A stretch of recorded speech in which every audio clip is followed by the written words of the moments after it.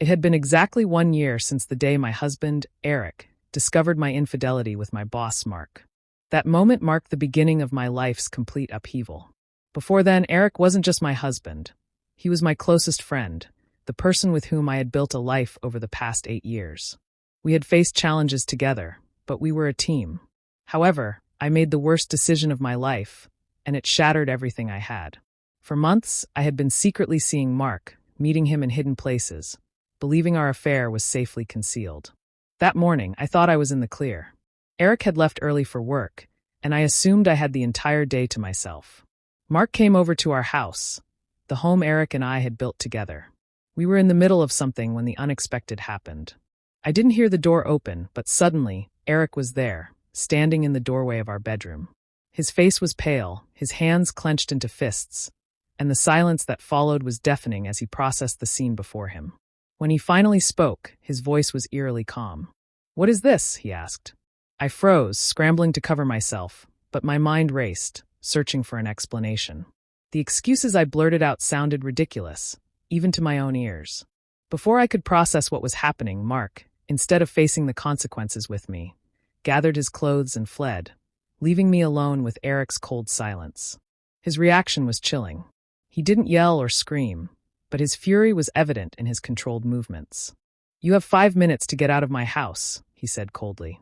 I begged him to listen, to let me explain, but he turned and walked away, leaving me to pack my things in a tearful haze. By the time he returned, I was already gone, and my world had begun to crumble. The fallout was swift and brutal. By the end of the week, Eric had filed for divorce. The news of my affair spread quickly, and the aftermath was worse than I had imagined. Most of our friends, who had been closer to Eric, turned their backs on me. My family, though less vocal in their disappointment, was ashamed and refused to take my side. Mark, on the other hand, wanted nothing to do with me. When the scandal broke, he distanced himself so completely that I was left alone to face the consequences of my actions. I lost my marriage, my friends, and my family's support. To make matters worse, a month later, Mark fired me.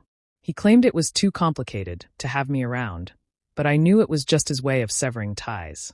I had gone from managing high-profile accounts to serving coffee and burgers at a local diner.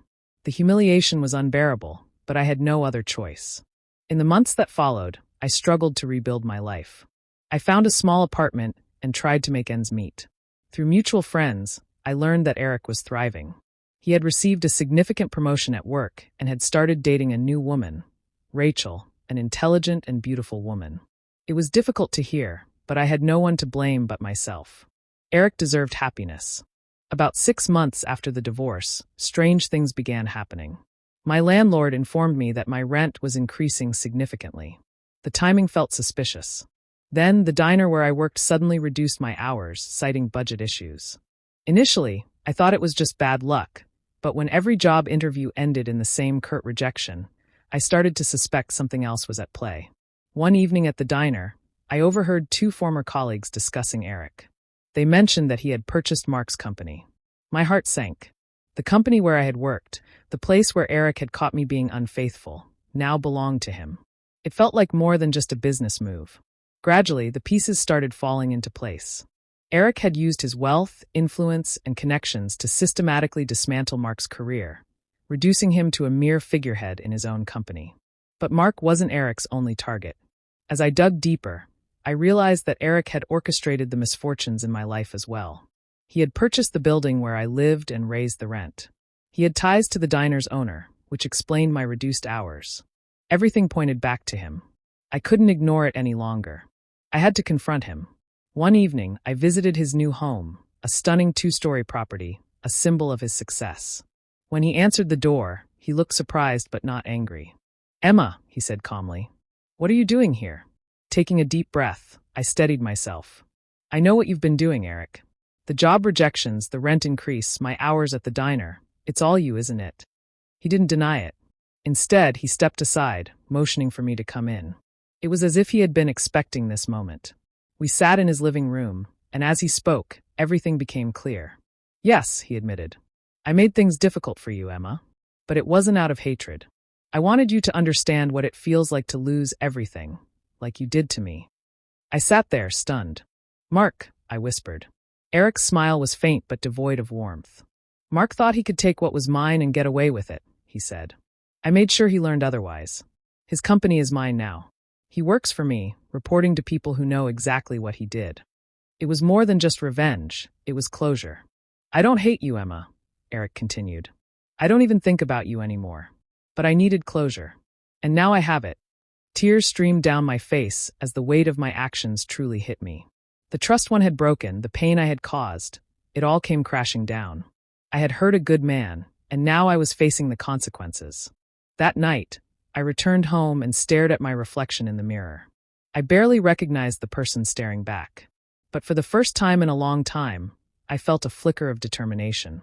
Eric had moved on, and it was time for me to do the same.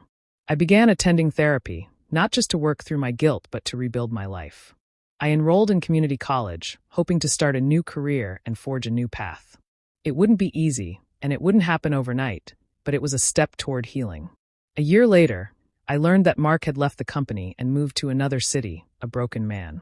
Eric had married Rachel, and they seemed genuinely happy together. As for me, I was still rebuilding. I had found a new job, made new friends, and was slowly learning to forgive myself. Eric's revenge had changed the course of our lives, Mark's and mine. Though I would always carry the burden of my mistakes, I had learned one crucial lesson. Betrayal comes with consequences, and sometimes those consequences follow you for a lifetime.